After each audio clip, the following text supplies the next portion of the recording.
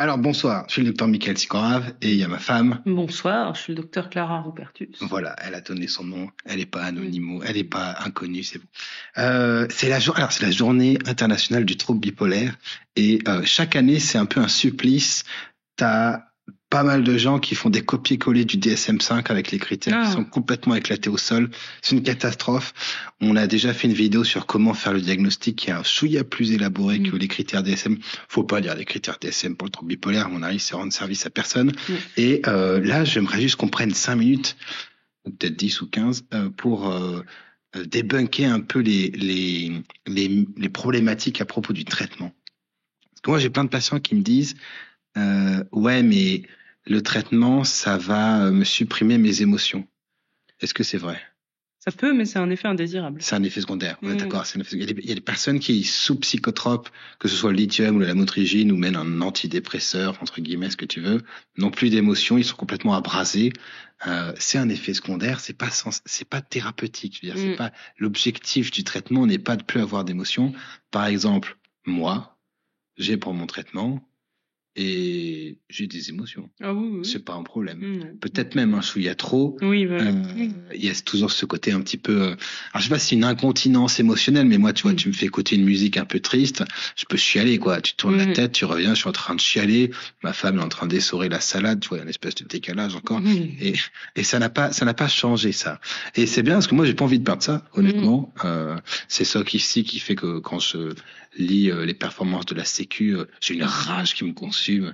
Et donc, il n'y a pas de problématique on n'est pas censé faire que les gens n'aient plus d'émotions. Le traitement n'est pas là pour ça.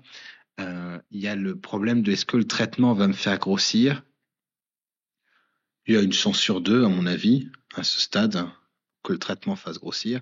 Et c'est pas une fin en soi, il faut changer de traitement si ça fait grossir. Oui, c'est ça, ou alors trouver d'autres solutions, mais c'est pas normal c'est pas souhaitable. C'est pas, c'est pas bon tant pis, ça vaut le coup quand même. Tu vois, alors si t'as essayé 75 000 voilà, c'est ça nous arrive de jeter un petit peu d'abandonner un peu, voilà, jeter l'éponge, merci. D'abandonner un peu, mais c'est rare quand même dans l'ensemble. C'est pas très fréquent, ouais. C'est pas très fréquent. Donc effectivement. Alors même si merci aux réglementations qui nous suppriment régulièrement des solutions. Ouais, c'est ça. C'est ça. Mais il y a quand même des solutions. La metformine fait partie des solutions, à mon avis, qu'il faut avoir essayé. Il est impensable de prendre du poids sans avoir essayer de la metformine. Je pense que c'est à ce stade une faute dans la prise en charge, honnêtement. Si jamais des endocrinos et des neurologues nous écoutent, le topiramate et le sémaglutide sont aussi des solutions. Voilà. Que nous n'avons pas le droit. Voilà il y a tout le problème des neuroleptiques de seconde génération qui, à mon avis, honnêtement, ont fait du diabète. Et avec le recul, est-ce que vraiment c'est beaucoup mieux que les premières générations telles que l'allopéridol, qui au moins est neutre sur le plan du poids? Je sais pas, c'est une vraie question. Ouais, alors il y a d'autres problématiques avec l'allopéridol, c'est que l'allopéridol, si on parle de la bipolarité, il y a des problématiques. Oui, il y a des grosses problématiques. Il y a des problématiques. Bon, toujours dit que sur le poids, voilà, c'est pas un truc, une fin en soi. Il y a, est-ce que ça va changer ma personnalité, le traitement? Oui. Oui, mais ça dépend ce que vous incluez dans la personnalité. C'est peut-être pas ce que t'entends, mais globalement, oui. Enfin, je veux dire. Alors, moi, ce que je trouve, ce que ça fait, c'est que les gens ils prennent leur médoc. Je nuancerais, je dirais que pour moi, ça change pas de la personnalité au sens que les gens entendent. C'est-à-dire que vous allez pas ne pas vous reconnaître, parce que souvent c'est ça que les gens... Moi, je suis pas d'accord. Ah bon? Moi, j'ai des patients, ils me disent, putain, je me suis pas énervé, d'habitude c'est machin, ou alors j'ai des patients qui disent, je regarde mon conjoint et j'en ai plus du tout envie, je veux changer, et je sais pas qui je suis, quoi. Ah bon, il y en a qui te disent ça, je sais pas qui je suis. Moi, j'ai jamais eu ça. J'en ai un paquet qui me dit, je sais pas qui je suis, et du coup, moi, à chaque fois, je leur fais la liste, oui, à force de faire... Non, mais c'est pas ça. J'en ai plein qui me disent que de base, ils savent pas qui ils sont. Parce que quand ils sont pas encore traités, puisqu'il y a trop de variations et que du coup ils savent pas qui ils sont, mais ça veut pas dire que quand ils prennent le traitement, ils ont l'impression de plus savoir qui ils sont. Ah non, mais une fois qu'ils sont stables, fois qu'ils sont stables, est-ce que ça va entraîner des changements tels qu'on peut dire qu'ils ont changé de personnalité? Moi, à mon avis, il y a pas de problème. L'entourage. Comment ça? C'est plus la perception de l'entourage. J'ai pas de patients qui, une fois que le traitement est pris, me disent je me reconnais pas. Ah bah moi j'en ai un paquet. Ah ouais? Ah oui, j'en ai un paquet. J'en ai tripoté.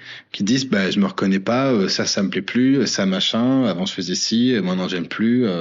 Avant je m'énervais, maintenant je m'énerve plus. J'ai changé mes objectifs.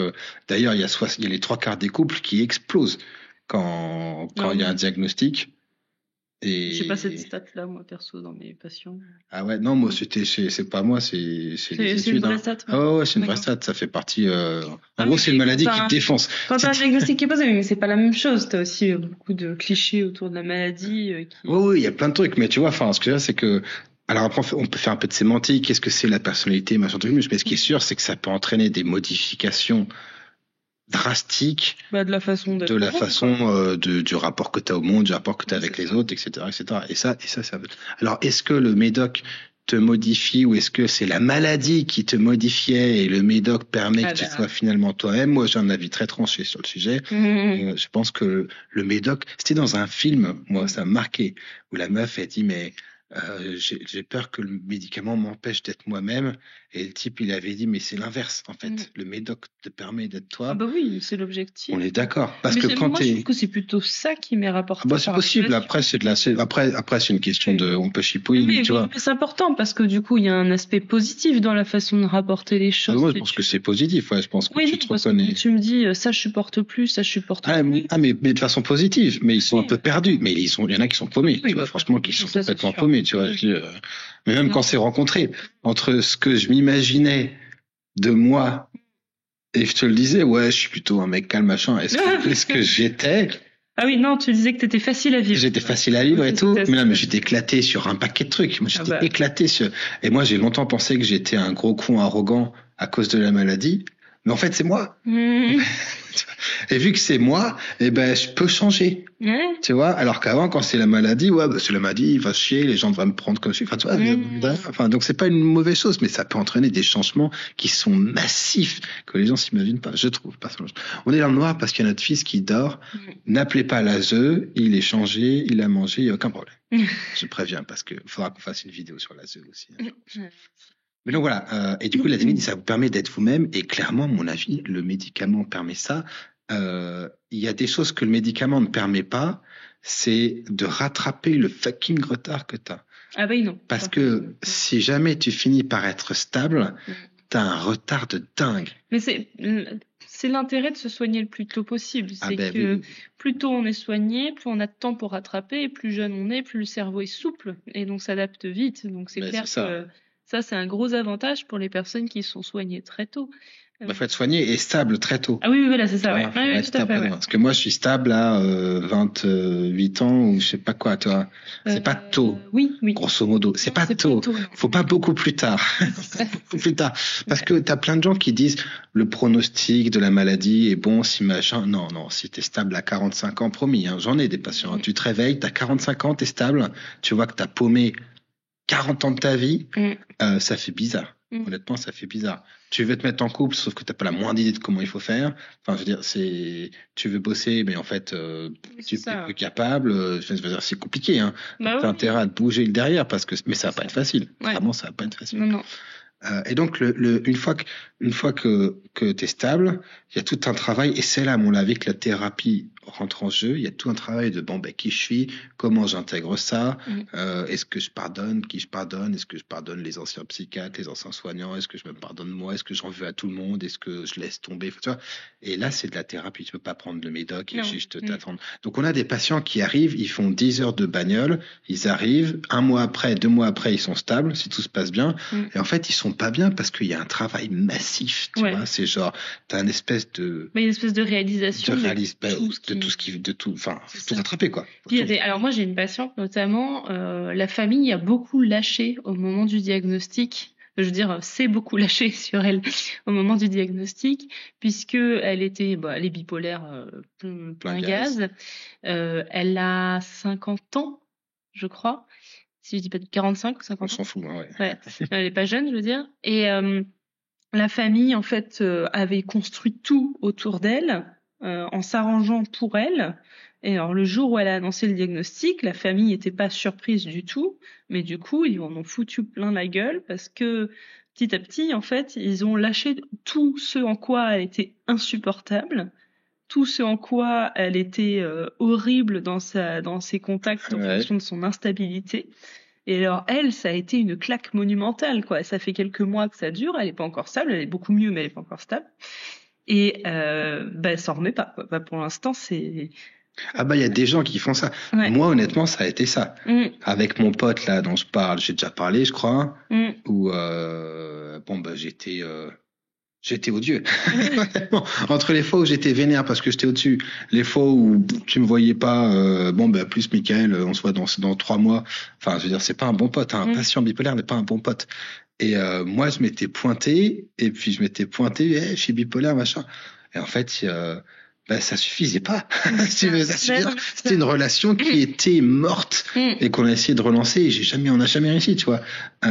Et ça, par exemple, tu me prends le médoc que tu veux, si t'es stable, mais que t'as pas de potes, t'as pas de relation, t'as pas de boulot, t'as pas d'activité, t'as rien, t'as pris 35 kilos, parce que tu fais rien et que tu tournes au sucre, il y a un travail énorme. Il y a un travail énorme. Et là, le médoc le fera pas. Et je dirais même qu'il y a un gros deuil du temps passé, dans la maladie, quoi. Enfin, du temps perdu. Ah oui. Et je pense que c'est ça qui est dur au début. C'est ça la grosse claque, quoi. C'est ça. Moi, je me bats contre ça tous les jours, hein. Je vais faire de la guitare, j'aurais tous les jours. Donc ça, faut se préparer parce que si les gens se disent, je prends le médoc et après je suis guéri, après c'est, il y a plus qu'à, en fait, plus on est jeune. C'est plus compliqué. Oui, plus ça peut bien se passer, en effet. Plus on vieillit. Après, quand t'es jeune, il y a le problème de tout foutre sur le dos de la maladie. Parce que tu as aussi des gens qui ont une gestion émotionnelle pourrie, qui ont des cognitions manichéennes pourries. Moi, à 15 ans, j'étais un crétin. Là, je suis pas très pété, mais j'étais vraiment... C'est encore plus bénéfique de faire intervenir l'entourage, tu vois. Ouais, c'est ça, mais tu vois, ce que je veux dire, c'est que après, le risque et de l'entourage et du patient, c'est de se dire, ouais, ça c'est la maladie, j'attends d'avoir le bon médoc, alors que non, t'as quand même des cognitions extrêmes, des machins, c'est aussi le risque, tu vois. Oui, c'est le risque, je suis d'accord, mais je trouve que l'entourage se jette pas forcément là-dedans non plus. Non, mais eux, c'est plutôt l'inverse. C'est plutôt l'inverse. Eux, c'est juste qu'il faut se bouger le derrière, c'est juste l'adolescence. Moi, j'en ai une, je te jure, ouais, j'ai mon gamin, c'est juste la crise d'adolescence. Enfin, en 3 semaines, il commence à mettre des mains au derrière de tout le monde. Au mois de septembre dernier, il faisait pas ça, tu veux. Donc, c'est une crise d'adolescence. Ça reste une crise d'adolescence. Qui arrive à 19 ans, alors que ça n'était jamais arrivé avant. C'est quand même étrange. C'est un peu loin. C'est quand même étrange. Il y a les problématiques de libido. Nos médicaments sont d'abord des castrateurs chimiques. Ah, ça. Efficacité redoutable pour la castration chimique. Surtout des antidépresseurs. Ou alors la risperidone, Risperdal, c'est 70%, 80%. Une fois, c'est pas celui qu'on met le plus. Des mecs qui bandent pas, du coup, on met plus grand chose. Ça fait, mais en gros, tu choisis. Soit tu bandes plus, soit tu grossis. Mais le lithium, ça fait aussi casser la libido dans pas mal de cas, d'ailleurs. C'est 25%, 30%, mais ça fait quand même beaucoup, tu vois. Ça fait quand même beaucoup. Et donc là, c'est pareil. Il y a des solutions, je suis pas sûr que ce soit tenable sur la durée, moi, de plus avoir de libido. Ça peut créer du stress dans le couple, machin, enfin, un truc muche, mais ça fait partie des trucs qu'il faut dire. Les patients, ils en parlent pas. Moi, je leur demande, est-ce que vous bandez ou pas, tu vois, je leur fais cash comme ça, là. Et pour les femmes? Et après, pour les femmes, je parle pas de sexe avec les femmes, ça me stresse. Je connais ça. Non, mais pour les femmes, je suis toujours pareil. Je fais, est-ce que vous avez de la libido? En moyenne, c'est soit oui, soit non. Tu vas me dire oui, en moyenne, c'est ça. Oui. Et quand c'est oui, je fais très bien. Et je suis pas tout à fait sûr que ce soit vrai, mais pourquoi pas. Et quand c'est non, je fais ok, est-ce que ça vous gêne? Pourquoi t'es pas sûr que ce soit vrai? Parce que les gens sont... Non, mais je suis d'accord qu'il y a... sont coincés sur ça, si tu veux. Ouais, et puis alors, je trouve que c'est marrant parce que entre ta patientèle et la mienne, moi, des problématiques de libido chez les femmes, j'en gère tout le temps. Et chez les mecs, jamais. Ah ouais. Les mecs, ils vont pas dire à une meuf qu'ils arrivent. Moi, franchement, des problèmes de libido, j'en gère un petit paquet quand même. Ouais. Mais beaucoup moins que ce qu'il y a dans les études. Je veux dire, quand les gens disent ça sur un petit paplard anonymisé, il y en a la moitié qui ont des problèmes. Quand tu leur demandes, il y en a 1 sur 10. Donc chaque fois. Mais après, quand les personnes me disent non, je vais pas dire, vous êtes sûr? C'est ça. Sûr quand même. Enfin, tu vois, je suis coincé. Ouais. Mais les femmes, par contre, un des trucs que je trouve qu'il y a, plus fréquent que les hommes, c'est les femmes, éventuellement, est-ce que ça vous gêne? Bof. Oui. Est-ce que ça gêne le conjoint? Oui, c'est créer du stress. Oui, et tu vois, là, t'as encore un autre souci. T'as un autre souci, là, t'as des questions presque éthiques. Oui. Si ça gêne madame, est-ce qu'il faut à tout prix régler le problème pour que monsieur... Bon, c'est compliqué. Après, il y a des gens qui n'ont pas de libido et qui s'en foutent, mais qui se rendent même plus compte qu'ils ont plus de libido. Et c'est le conjoint qui et c'est le conjoint. Et quand ils en retrouvent, ils sont contents. Enfin, tu vois, c'est un bordel. Mais voilà, t'es pas censé faire le deuil de ta libido. Non. Après, si tu t'en fous, pourquoi pas. Mais t'es pas censé faire le deuil de ça, non plus honnêtement. T'es pas censé être défoncé de la caboche. T'es pas censé être sédaté. C'est pas un mécanisme thérapeutique. Non. Cible, a priori, en fait, c'est compliqué, mais l'objectif, c'est pas de sédater les gens. Il y a des gens, est-ce que je vais être sédaté? Je sais pas, mais au pire, si t'es sédaté, on changera, parce que moi, si j'avais voulu shooter les gens, j'aurais fait anesthésiste. Tu vois, j'aurais vraiment fait des consultes de 4 minutes, et hop, tu les endors. Il y a des médicaments qu'on met en place qui sédatent, malheureusement, mais l'objectif, c'est que la sédation soit tolérable. Et qu'elle soit petit à petit, progressivement, soit qu'elle s'améliore, soit qu'elle soit plus gérée. Et du coup, là, c'est soit diminuer les doses, soit c'est changer de médoc, soit mettre un autre médoc qui n'endort pas. Enfin, moi, quand je prends la kétiapine au début, je dors 15 heures par jour, quoi. Et je me suis pas du tout fait, et c'est en mettant un autre médoc que j'ai arrêté de dormir. Mais c'est le lévothyrox qui a fait que je dormais moins. Oui, parce que sinon la kétiapine, ça défonce. Ça défonce, t'es ouf. Ça défonce, je sais pas comment te le dire autrement. Donc t'es pas censé être shooté.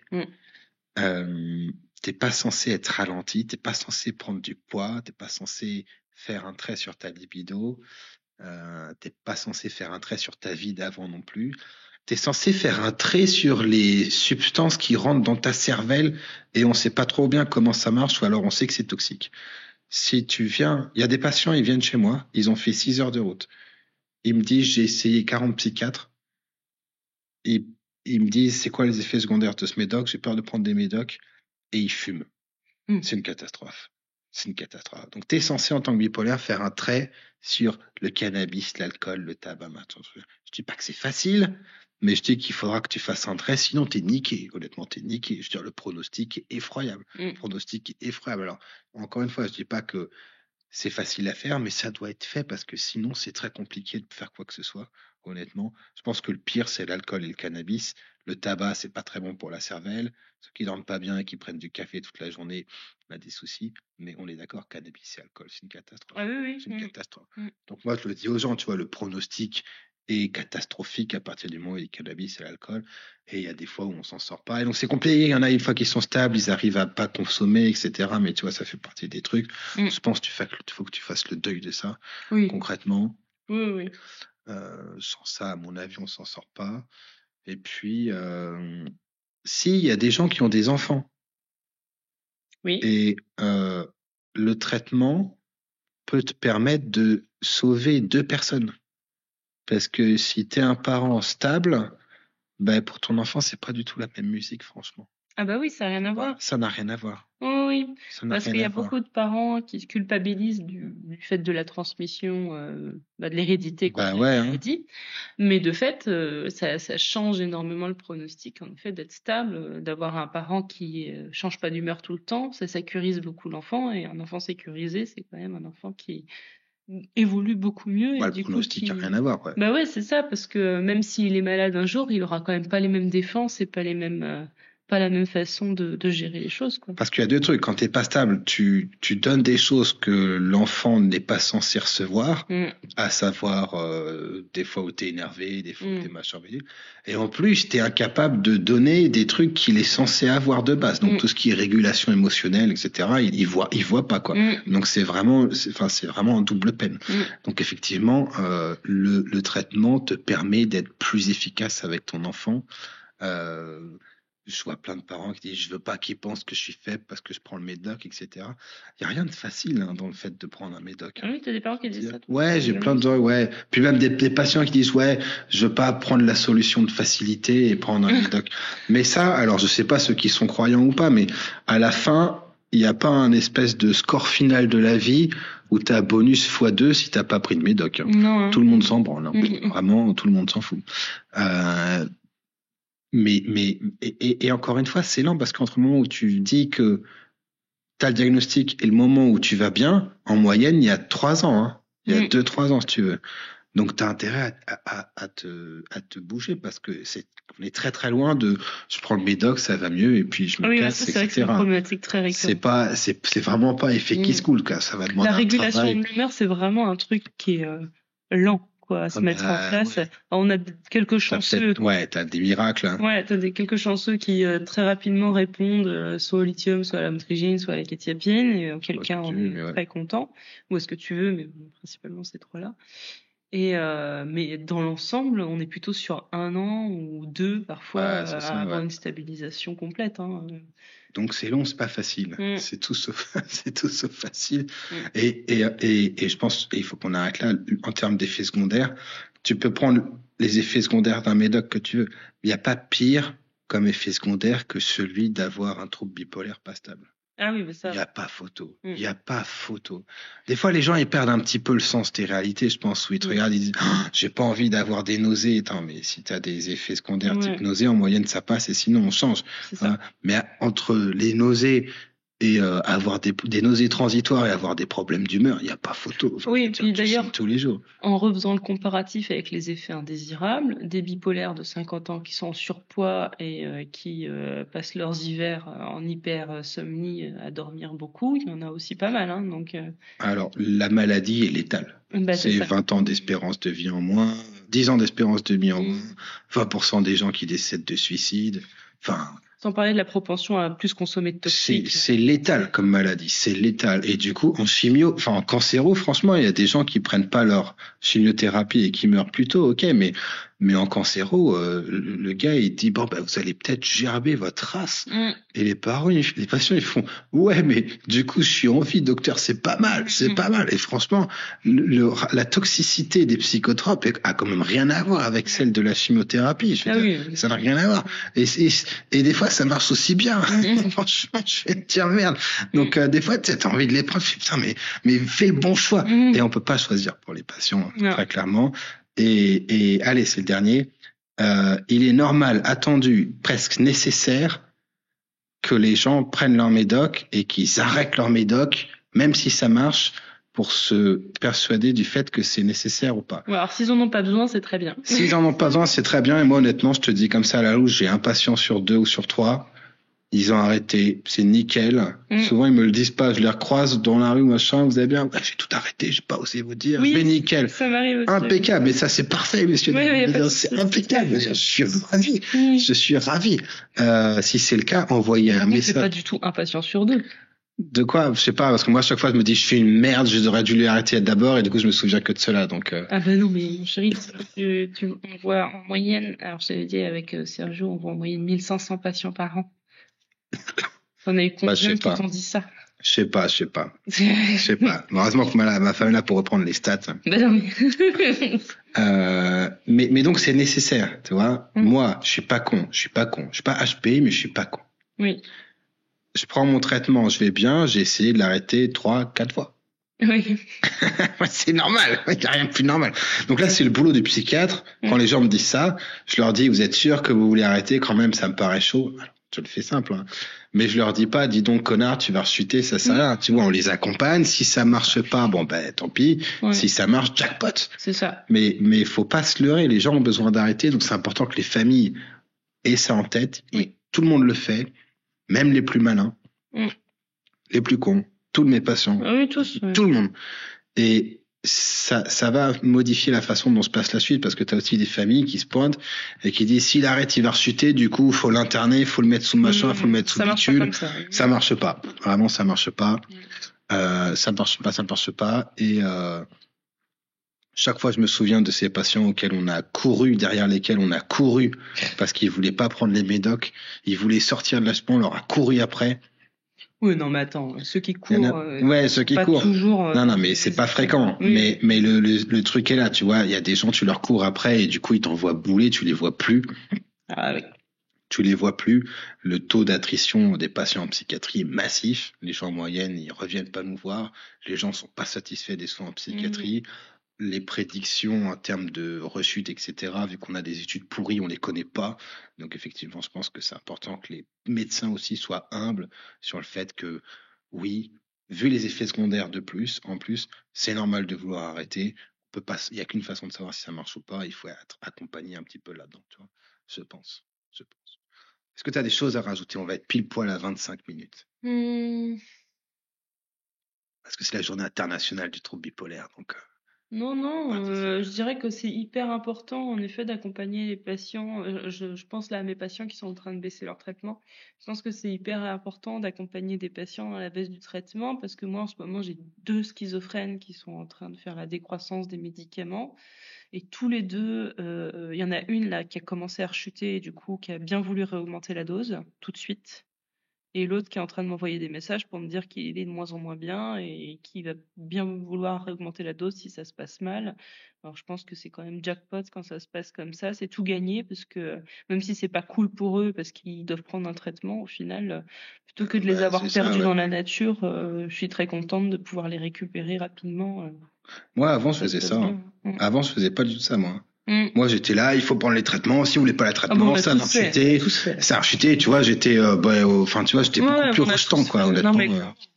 Tu fais la liste des conneries que j'ai faites. Il y a aussi le fait que quand tu travailles à l'hôpital public, on te fout une pelletée de patients parce qu'il n'y a pas de limite à ce que tu dois accepter comme patient. Et du coup, tu vois tes patients qu'une fois tous les 3 mois. Et ah oui, c'est encore un autre truc. De faire le suivi du coup de la baisse de traitement, c'est moins évident. C'est encore un truc. Et si, la dernière, on ne devient pas dépendant au traitement. Alors, ça dépend ce que tu appelles dépendant. Ça dépend ce qu'on appelle. Moi, je suis entièrement dépendant de mes médocs. C'est vraiment aussi simple que ça. C'est-à-dire que si je les arrête ou si je les diminue, ma vie est un enfer sur Terre. Mais comme tu es dépendant à l'eau. Exactement. Voilà. Mais il y a de ça, très clairement, il y a de ça. Franchement, il y a de ça. J'ai une dépendance complète. J'ai pas une addiction. Non. J'ai une dépendance, mais je suis dépendance de médoc. Cela dit, si demain j'ai un accident de voiture parce que je m'émeus trop au volant de la bagnole, j'ai un accident, je perds les 2 jambes. J'ai un fauteuil roulant. Je suis dépendant du fauteuil roulant pour me déplacer. Je suis entièrement dépendant. Mais je n'ai pas d'addiction car la nuit, je quitte mon fauteuil roulant pour aller dans mon lit sans trop de difficultés. Je n'achète pas plusieurs fauteuils roulants. Je ne suis pas en train de lustrer mon fauteuil roulant dès que j'en ai l'occasion. Et donc, j'ai une relation saine avec ce fauteuil roulant. Et donc, c'est pareil. Mes psychotropes, là, j'ai pas d'addiction. Je consomme pas 3 fois la dose. Tu vois, je n'ai pas envie de les prendre. J'ai pas envie de les prendre. C'est relativement gavant d'en prendre plusieurs pas manquer. Mais il n'y a pas de dépendance à ça, donc c'est vraiment important. Il n'y a pas d'addiction. Dépendance au sens pas l'addiction. Très primaire. Il y a certains médocs, quand je les arrête, paf, je dors pas, et donc il y a une forme de syndrome de sevrage qui est massif, mais c'est pas une dépendance pour autant. En tout cas, c'est pas une addiction. Donc t'appelles ça comme tu veux. Après, c'est de la sémantique un peu à l'armoire au moins 2, mais ce qui est sûr, c'est que j'ai essayé sans médoc. J'ai essayé avec médoc et je choisis le médoc every fucking time. C'est dans le Loup de Wall Street. Il est un peu hypertimique, le mec, à mon avis. Ou alors c'est la coke, va ça. Oui. Voilà. Mais moi, je choisis ça et je pense que c'est bien que les gens puissent être traités pour avoir le choix. Parce qu'une fois que tu as ton médoc, après, tu peux choisir. Il y a des gens qui choisissent sans médoc alors qu'ils n'ont même pas essayé. Et je pense que c'est pas une très bonne idée. Et ceux qui sont sous cannabis et machin, c'est des médocs, c'est des médicaments à part entière. Je veux dire, la morphine, les opiacés, machin, c'est des psychotropes à part entière. La nicotine, c'est un psychotrope majeur. Je veux dire, le cannabis, l'alcool, c'est un psychotrope extrêmement puissant. L'alcool à côté, ce qu'on file, c'est nul.